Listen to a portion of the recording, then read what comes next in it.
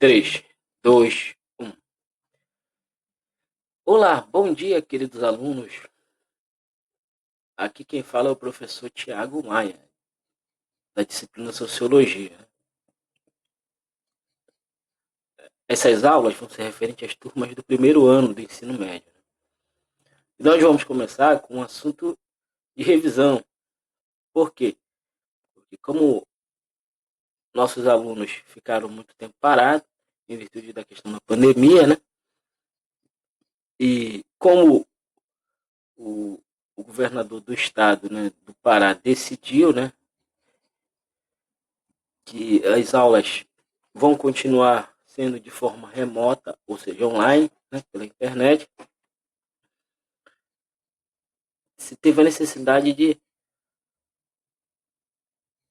se começar, né, as aulas agora para o primeiro ano e também para o segundo ano. Já havíamos começado para o terceiro ano e sexto, sétimo, oitavo ano e nono ano, né, e quarta etapa. Agora a gente vai começar para o primeiro ano e segundo ano. Então essa turma é do primeiro ano. Então vamos lá.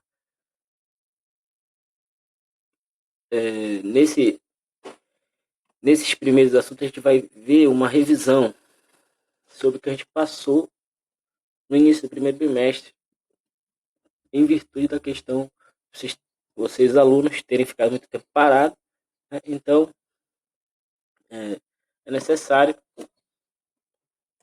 rever, né, alguns assuntos importantes, né, que ficaram, ou que foram passados, melhor dizendo, né, anteriormente no primeiro bimestre. Né? Então o assunto dessa aula é a revisão, né, o conhecimento em ciências sociais, que também pode ser chamado de o surgimento da sociologia, né? Aqui nós temos o apoio, né, Belém Pará, né, do governo do estado do Pará e da SEDUC, Secretaria de Estado de Educação do Pará. E também declarou apoio da gestão das escolas estaduais, né, e da terceira URI, no caso, no município de Abaetetuba, né. Então vamos para o próximo slide.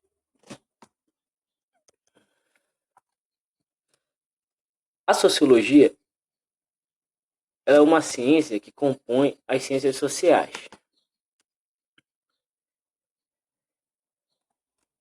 E essa ciência que compõe as ciências sociais, né, ela é formada por três ciências, que é a sociologia, né, a própria sociologia, a ciência política e a antropologia, né. Aí a gente se pergunta o que cada ciência dessa estuda, né? Elas todas estudam, né, as ações sociais, né, dos homens em sociedade. Não estudam a ação individual, mas a ação social e coletiva, né? Mas cada uma de uma maneira diferente, específica, com uma metodologia. Por exemplo, a sociologia, né, ela estuda, por exemplo, classes, grupos, movimentos, né, e sindicatos, né, etc. Né? Já a antropologia, ela vai estudar as formas diferentes do homem viver a sua vida, né? As formas diferentes do homem viver a sua vida. E a ciência política, ela vai estudar a questão do poder, né, e as instituições políticas, né? Geralmente quando a gente fala da sociologia, da antropologia, da ciência política, a gente vê essas imagens aqui, né? Aqui, a sociologia é representada aqui pelo Max Weber, pelo Karl Marx e pelo Emile Durkheim, né? A antropologia aqui é o estudo das diferenças humanas, né? porque os homens vivem vidas tão diferentes e têm formas de pensar tão diferentes. Isso está principalmente ligado à questão da cultura, né, que é um assunto visto geralmente no segundo ano. E a ciência política é sempre ligada à questão das instituições políticas e da ação política do ser humano, né, do homem, né, em grupo. Então vamos ao próximo slide. A gente pergunta como é que surgiu essa sociologia? Em que período surgiu essa sociologia? Sociologia ela é uma ciência que surgiu no mundo moderno, né? Já no período de revolução industrial. Ela também ela surgiu em virtude da necessidade de se analisar aquelas transformações que a sociedade estava passando, né, naquele período, final do século, no século XVIII, século XIX, né, com a primeira revolução industrial, a segunda revolução industrial, né, e com o desenvolvimento das forças produtivas, né, e do capitalismo internacional, né, a sociologia ela vai surgir em virtude da necessidade de se analisar esses fenômenos sociais novos, né? Porque vejam bem, né? Antes, a humanidade, boa parte da população humana vivia no campo. Era uma vida simples, uma vida muito repetitiva, né? Era sair de casa, ir para a lavoura, trabalhar e depois voltar, né? Se você trabalhava com plantação, você plantava. Se você trabalhava com pecuária, né? Que é a criação de animais, né? O abate, né? Você fazia o pastoreio dos animais. Geralmente se usava pouca tecnologia, era uma tecnologia mais rudimentar, mais rústica, mais simples. Então, com a Revolução Industrial, houve uma mudança brusca e rápida, né? De certa maneira, né? Aí houve uma expulsão, né, de camponeses do campo para a cidade, muitos com a esperança, né, de melhorar de vida, né? Só que quando chegaram aqui na cidade, eles encontraram uma condição de vida e de trabalho muito ruim, muito difícil, né? Alta exploração do trabalho, seja de homens, de mulheres, de crianças, altas jornadas de trabalho, chegando até 16 horas. Já pensou, por exemplo, você tem um dia que tem 24 horas, aí você, dessas 24 horas, você trabalha 16 horas. É complicado, trabalha 14 horas, é uma situação de muita exploração. Então aquele trabalhador que achava que e acreditava que vinha do campo, né, para a cidade para enriquecer, para melhorar de vida, ter uma vida mais confortável, ele acabou tendo totalmente o contrário do que ele imaginava. Então, esses fenômenos, né, de divisão do trabalho, de novos setores, de novas indústrias, de como a sociedade vai se organizar a partir dessas transformações, faz com que a sociologia ela se motive a ser fundada, né? Ela seja fundada em virtude de analisar esses fenômenos sociais, porque evidentemente que apesar de você ter a história, né, e você ter outras ciências, né, elas não conseguiam analisar do ponto de vista metodológico e teórico como a sociologia vai fazer. Então a sociologia ela vai acabar influenciando essas outras ciências, como a história, a geografia, até mesmo as ciências naturais e exatas, a sociologia vai influenciar indiretamente.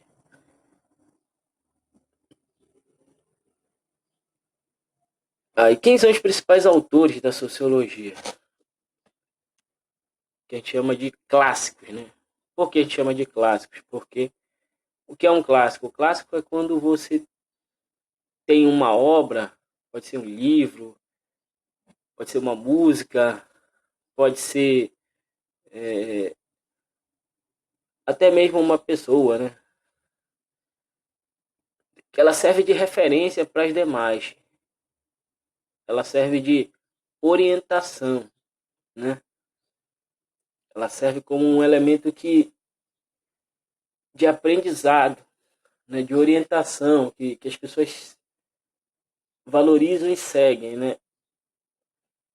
Então o clássico é assim, o clássico ele serve como uma ferramenta de orientação, de referência para as pessoas. Né? Então, por exemplo, na música, né? Por que o Roberto Carlos é um clássico? Né? Ele tem esse referencial, né? Porque, por exemplo, Elvis Presley, né? O, o rei do rock, né? É uma referencial, porque ele serve de referência, né? O estilo de música dele, porque o, o Renato Russo do Legião Urbana, né? É um clássico, né? Porque ele se tornou uma referência para o tipo de música que ele criava e cantava, né? Por exemplo, quem é os clássicos da sociologia, né? É o Karl Marx, o Emile Durkheim, né? E o Max Weber. Né? Por quê? Porque a maior parte dos estudos na área das ciências sociais, inclusive influenciando a história, a geografia, a própria filosofia e outras ciências, vão partir, né, de análises do Marx, do Durkheim e do Max Weber. Né? É, e mais uma coisa, a sociologia, ela, para ela analisar, né, um objeto de estudo, né, ela, aí o que seria um objeto de estudo? O objeto de estudo é aquilo que eu tenho como análise, aquele elemento que eu tenho como análise. Por exemplo, a família, digamos. Se eu for tomar a família como objeto de estudo, é o elemento que eu vou analisar, né? Mas isso a gente vai falar um pouco mais lá para baixo, né? A seguir, né? Mas a sociologia, ela precisa, né, de três elementos, né? Ela precisa de três elementos para poder se caracterizar como ciência. Porque essa é a grande dúvida que surge na cabeça das pessoas. O que a sociologia fala é apenas opinião? O que a sociologia fala é uma ideia? É uma ideologia? Não, a sociologia ela faz ciência.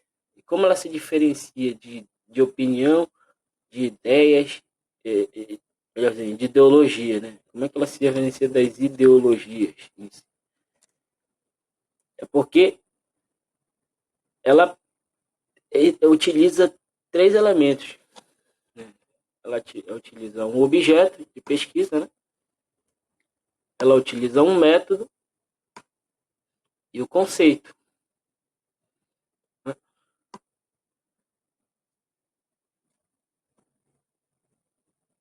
E ela precisa se, se, se estruturar nesses três elementos. Senão, ela acaba sendo, né,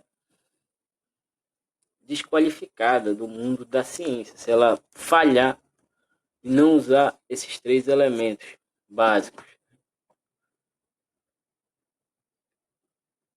Então, nas ciências sociais, o método varia de acordo com os autores que escrevem. Né? O método pode permitir a divisão em análises quantitativas e análises qualitativas. O que o autor quer dizer com isso? Por exemplo, você pode pegar um fenômeno, né, e analisar de forma quantitativa, por exemplo, quantas pessoas receberam auxílio emergencial, qual foi a quantidade, foram 50 milhões, 60 milhões de pessoas. Ou você pode fazer uma análise qualitativa, por exemplo, vamos pegar esse exemplo do auxílio emergencial também, que está sendo dado durante a pandemia, né? Quantos, quais as pessoas que receberam, melhor dizendo, né, esse auxílio emergencial? Qual é a classe delas? Qual é a renda delas? Qual é a história de vida delas? Será que elas precisam? Será que todo mundo tem merecimento de receber a mesma quantidade de dinheiro? Tem uns que são mais ricos, tem uns que são mais pobres, né? Tem uns que precisam mais, tem uns que precisam menos. Então, quando você faz uma análise qualitativa, você está levando em consideração esses elementos de qualidade, de diferenciação existente entre as classes sociais e os grupos sociais. Aí vamos seguir um pouco mais para baixo aqui. A gente tem que lembrar, né, que historicamente, né, mesmo no passado ou mesmo atualmente, há uma tentação muito grande das pessoas de misturar conhecimentos que têm uma essência, digamos assim, diferente, né? No passado, né, no início da formação da humanidade, havia a junção, né,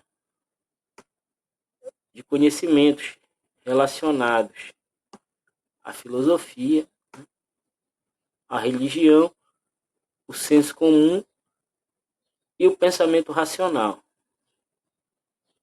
Era tudo misturado.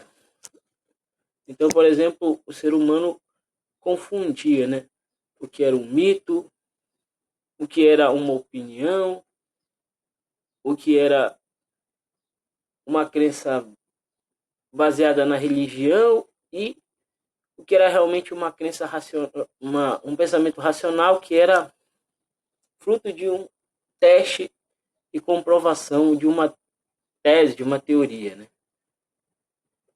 Então isso gerava uma grande dificuldade e ainda gera uma grande dificuldade. O exemplo disso foi durante a pandemia que nós tivemos aqui no Brasil e no mundo, né? Na hora de se debater, né, a questão da, da eficácia dos remédios, né? Se o remédio, por exemplo, remédio A, B ou C, né, ele serve para curar a doença. Alguns chegaram a seguir o caminho da crença, né? Não foram e não utilizaram o pensamento racional. Isso gerou um grande conflito, que foi muito noticiado na televisão. Mas esse não é apenas um caso específico. Na verdade, na história da humanidade, há um conflito grande, né, entre filosofia, religião, senso comum e pensamento racional. Principalmente a filosofia ela tem um aspecto de pensamento racional. Mas a religião ela já é muito baseada na crença. O senso comum ele pode ser algo que seja verdadeiro ou falso, vai depender da situação e da análise, né? E o pensamento racional ele necessita daquilo que a gente falou lá em cima, né? Ele precisa ser construído a partir de métodos, né, técnicas e conceitos bem estruturados e construídos, né? Então, na história da humanidade, com o desenvolvimento das forças produtivas, com o desenvolvimento da sociedade, do Estado, da ciência, né? houve um rompimento, né, entre esse conhecimento religioso, esse conhecimento comum e esse conhecimento racional. Isso que permitiu o desenvolvimento da ciência, né? Tanto das ciências naturais, com as suas tecnologias, né? As ciências exatas, né? Físicas, biológicas, etc., né? E as ciências sociais também. Vamos passar para o próximo slide. Lembrando que nós vamos ter uma aula específica, né, sobre essa questão, que vai falar do mito, né, da religião, do senso comum, explicar o que é cada um, dar exemplos, né, para diferenciar desta aula aqui que nós estamos fazendo, explicando o método científico nas ciências sociais, né? Então vamos prosseguir. Nesse slide aqui nós vamos falar de método e objeto.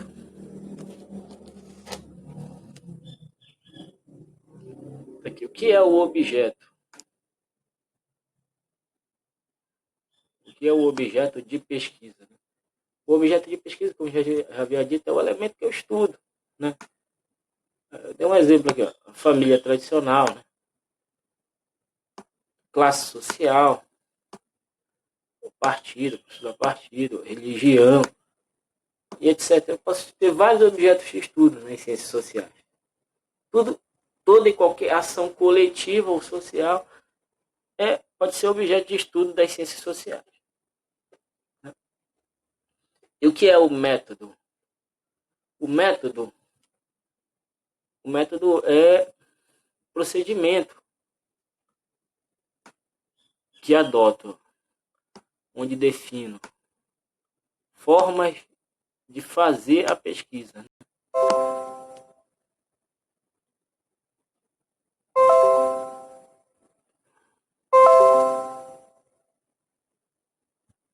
Voltamos aqui. Então, o que é o método? O método é o procedimento que adoto, onde defino formas de se fazer a pesquisa, estratégias, instrumentos de pesquisa, equipamentos a serem utilizados. Por exemplo, livros, artigos, revistas.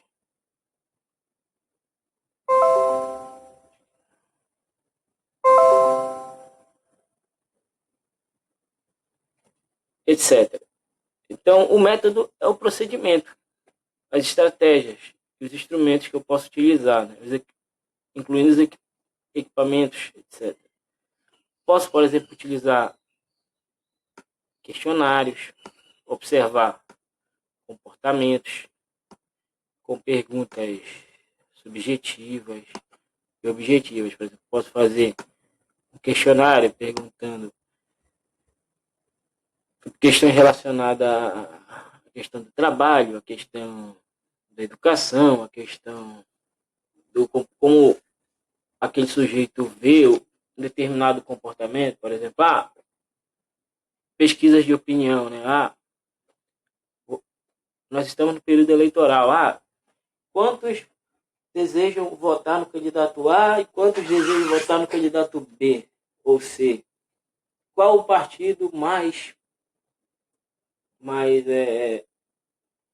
bem avaliado? Então, etc. Né?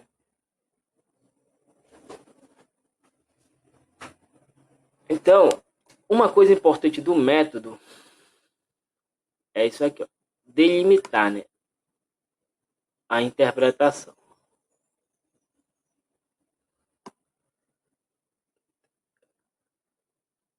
Evitar também de criar situações dicotômicas, né? Por exemplo, esse ou aquele, certo ou errado. Nas ciências sociais, a gente não costuma trabalhar muito com essa questão de certo ou errado. É claro que ela é importante.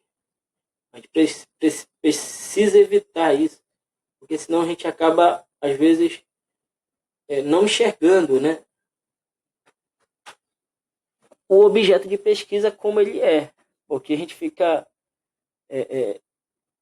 preso a posições morais ou falso moralistas que às vezes não deixam a gente enxergar o objeto como ele é. E a ciência, ela quer enxergar o objeto de pesquisa dela como ele é. Não interessa para ela é, é, enxergar algo falso, ela quer enxergar algo verdadeiro, né? Então vamos para o próximo slide. Outro elemento importante na ciência é o conceito. Né? Na vida, tudo é conceituado. Então, o que é o conceito? Né? É o significado que damos para as coisas, objetos e seres, ideias ou pensamentos. Quando interpreto conceitos criados ao longo da história pelos clãs, pelas comunidades, classes, grupos, sociedade e utilizo na convivência social. Exemplo 1, classe social.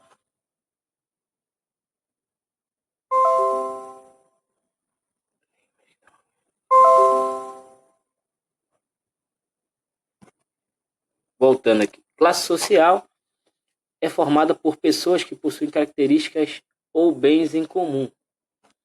Esse aqui é o exemplo. Marx disse que a classe dos proprietários, né, dos meios de produção, ou seja, o burguês,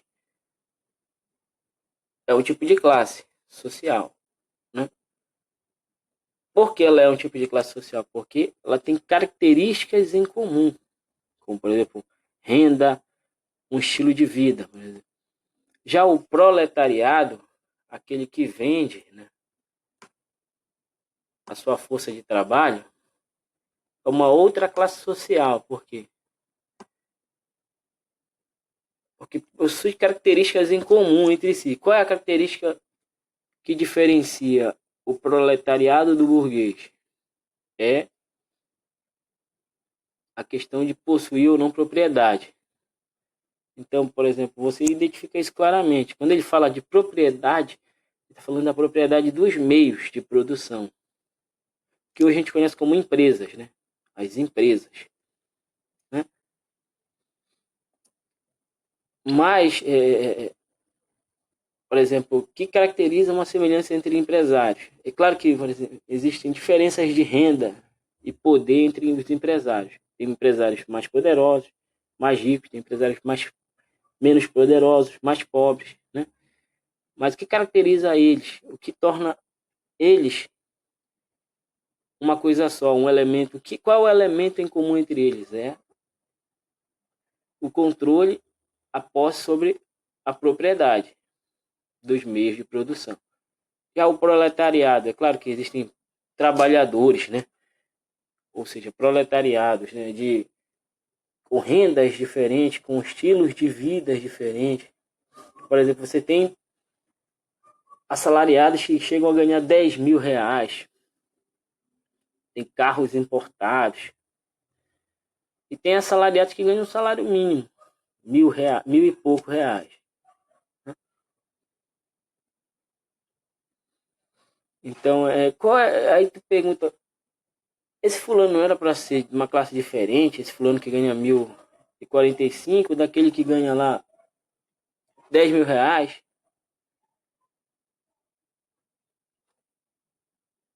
Eles têm rendas diferentes, ou seja, salários diferentes, eles têm estilos de vida, até modo de pensar diferente às vezes.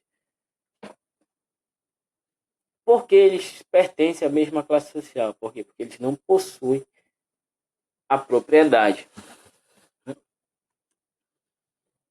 Não possuem propriedade dos meios de produção. Essa é a característica em comum entre eles. Então, para você ver, ó, ao mesmo tempo que a gente identificou os grupos em classes sociais, né, a gente conceituou o que ele é, de acordo com as suas características. Então, as ciências sociais, ela faz isso. Né? Por exemplo, 2, família. O que é família? Família é um conjunto de pessoas, né, que podem ou não possuir laço consanguíneo. Né? Há famílias de diversos tipos, como família tradicional, formada por pai, mãe e filhos. Família formada por pai e filhos.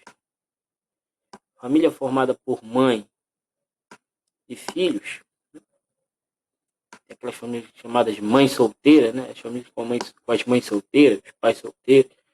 Família com 2 pais, 2 mães. Ou seja, diversos modelos de família.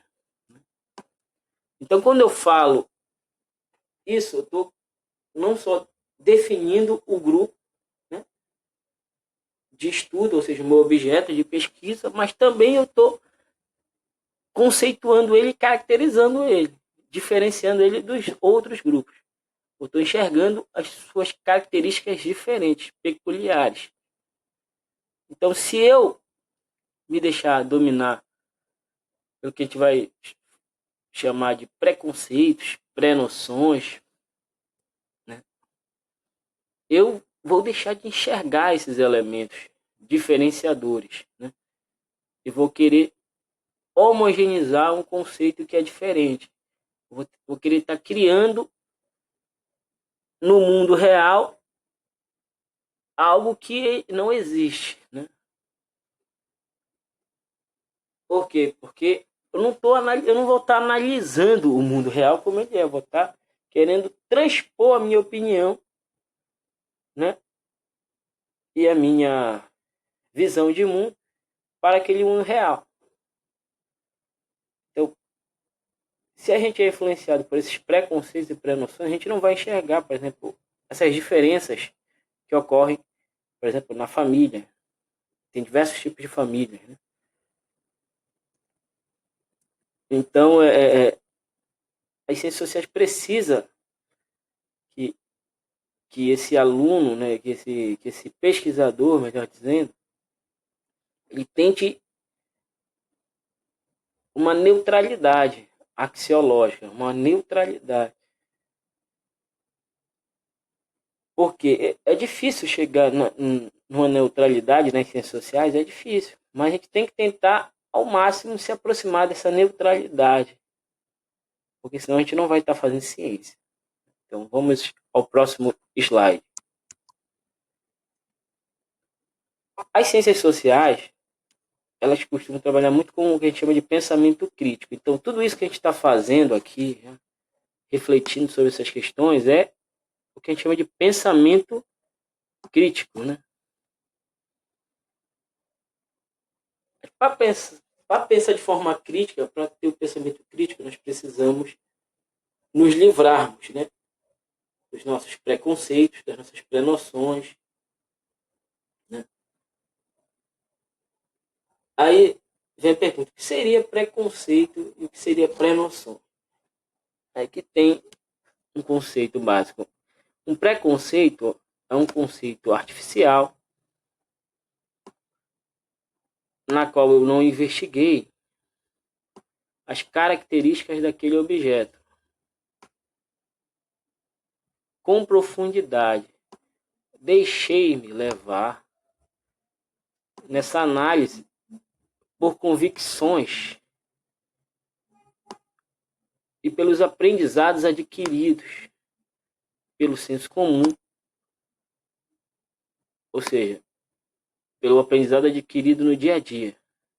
Eu não tive o cuidado, o zelo de ir lá e observar as características, as peculiaridades, né? Comparar, né, situações. Eu fui baseado apenas em convicções e ideias que eu acredito que sejam verdade, né? Então isso acaba gerando, né, uma imprecisão na hora de analisar o fenômeno social.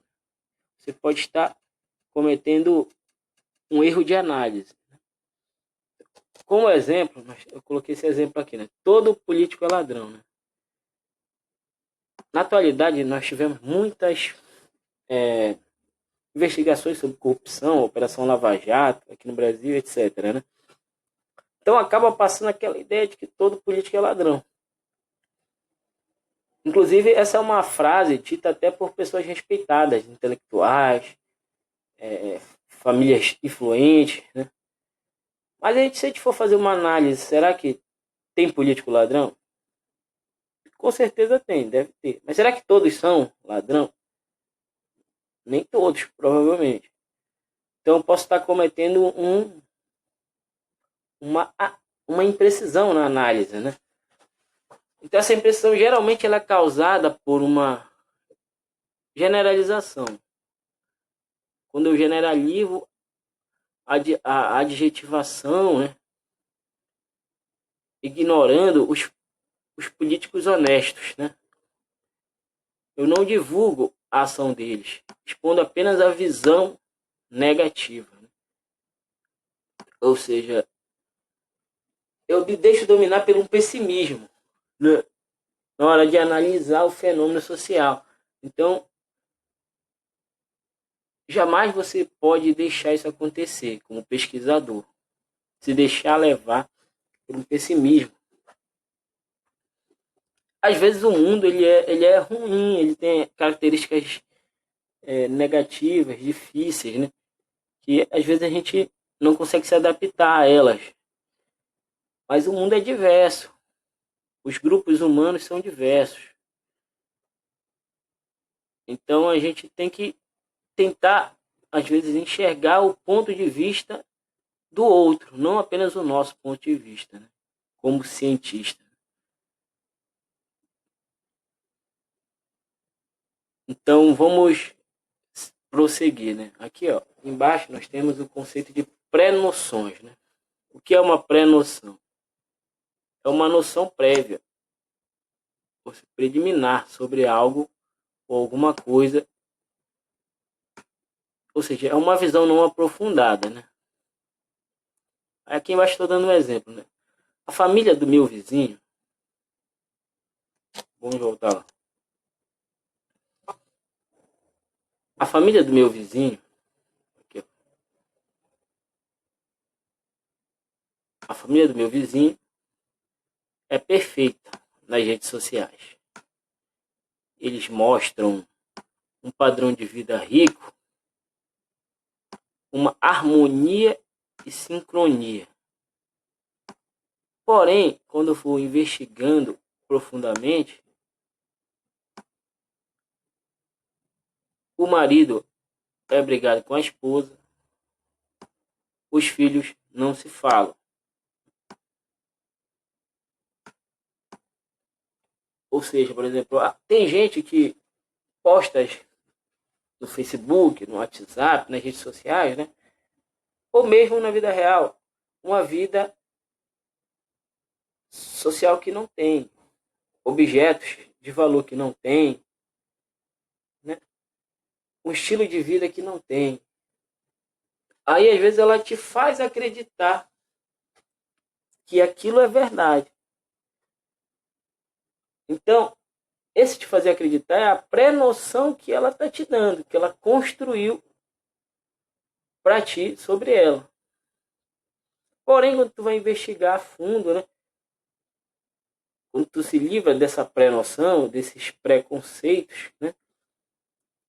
Tu vai enxergar o que ela é de verdade. Então, é muito importante essas ciências sociais se fazer, se livrar desses preconceitos e pré-noções. Senão, você vai ter muita dificuldade de lidar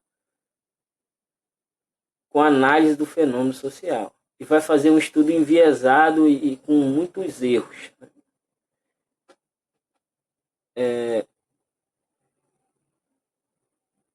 Como eu falei anteriormente, né, vocês vão ser muito influenciados, né, pelo pensamento do senso comum, pelo pensamento do mito, da religião, e precisa saber diferenciar o que é isso. Por isso que nós vamos aprofundar mais isso numa próxima aula. Agora... De volta, então, aos nossos vídeos. De volta a bate-papo com o Zé Rominho. Agora, ciência social levada a sério. No vídeo de hoje, vamos falar sobre metodologia das ciências sociais. Quais são os métodos das ciências sociais? Qual a diferença entre metodologia e método? Quais são os métodos de procedimento e os métodos de abordagem? Ok? Aguardo você enquanto você pega o seu copo de suco, pega a sua xícara de café, você se inscreve no canal, convida mais pessoas, compartilha esse vídeo, enquanto isso eu preparo o material, ok? Porque aqui conhecimento leva a sério.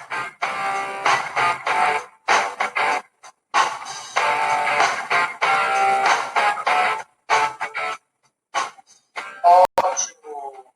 Já se inscreveu, já curtiu. Podemos então falar sobre metodologia das ciências sociais. Em vídeo anterior, eu dizia que conhecimento é a apropriação do mundo exterior. Quando nos apropriamos do mundo exterior, nós construímos o conhecimento. E nos apropriamos desse mundo de forma direta, quando enfrentamos, enquanto sujeito, um objeto a ser conhecido, e de forma indireta, quando nós nos apropriamos de um conhecimento que já foi construído. Ao nós nos apropriarmos do conhecimento de modo sistemático, nós estamos fazendo ciência. Ciência, então, é a apropriação do conhecimento de forma sistemática. Esta sistematização necessita de um método, necessita de uma metodologia, de procedimentos pelos quais nós vamos construir esse conhecimento. Vamos nos apropriar desse mundo externo na construção do conhecimento. Para isso, as ciências sociais, ela estabelece metodologia própria, ou se apropria de algumas metodologias nessa construção do fazer a ciência a partir das ciências sociais e humanas. Então, vamos fazer uma diferença aqui entre metodologia e método. Quando a gente fala em metodologia, nós estamos referindo à abordagem que nós vamos dar diante do objeto que nós queremos conhecer. A metodologia está ligada ao modo como eu me aproximo de um objeto, o óculos teórico que eu vou abordar o objeto em que eu quero conhecer. A metodologia está, então, no campo da abordagem, ou também podemos chamar de métodos de abordagem. É o modo pelo qual você se aproxima, é o óculos teórico pelo qual você vai ler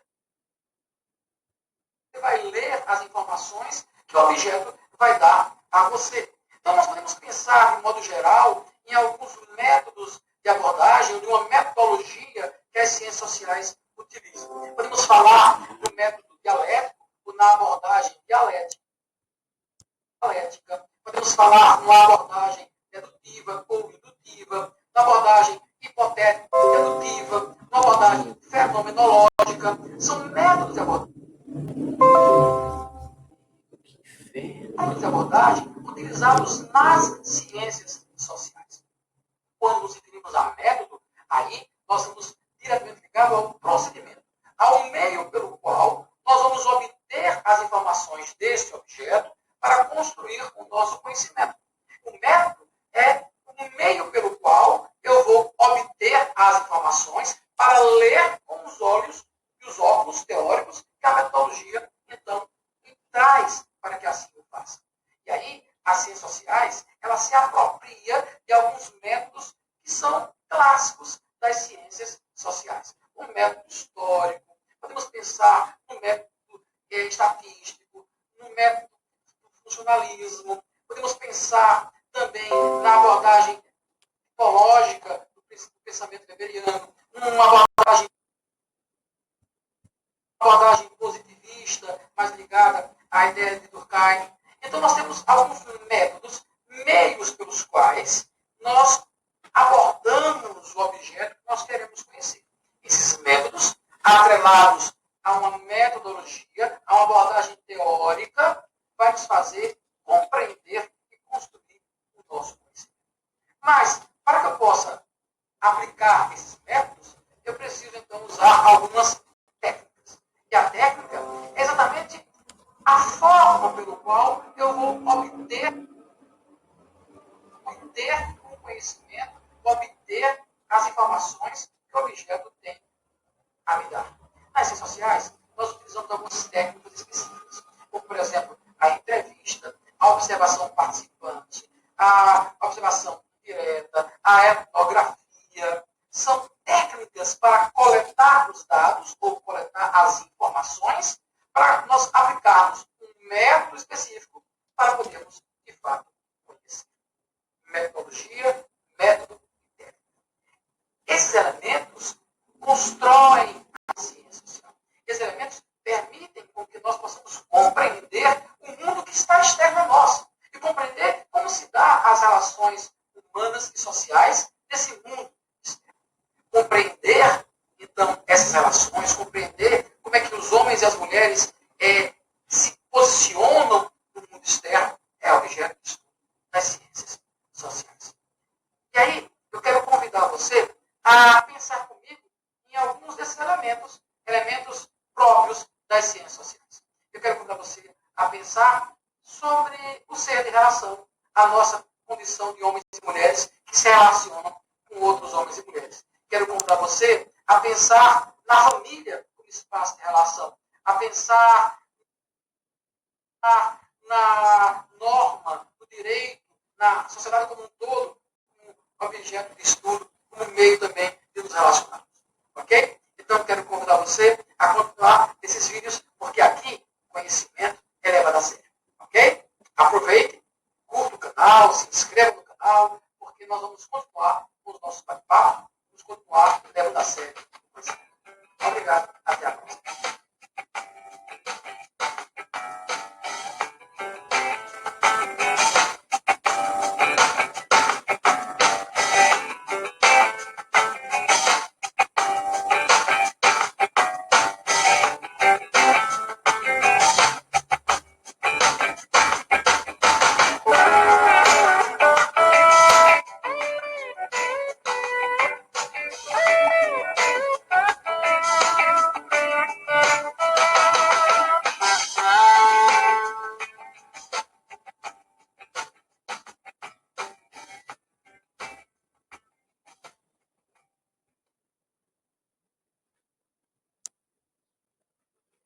Pois é, pessoal. Aí vocês viram esse videozinho, né?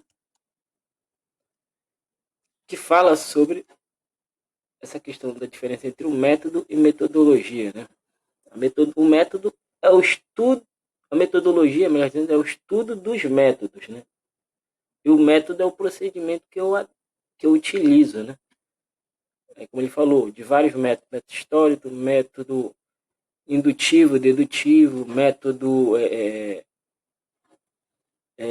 de observação participante e etc. Né? Aqui, pessoal, nós temos nossas referências, né, utilizadas e chegamos ao fim dessa aula e na próxima aula a gente vai explicar um pouco do que é o senso comum, o mito e a religião, para vocês entenderem a diferenciação entre o pensamento científico e o pensamento e os outros tipos de pensamento, melhor dizendo.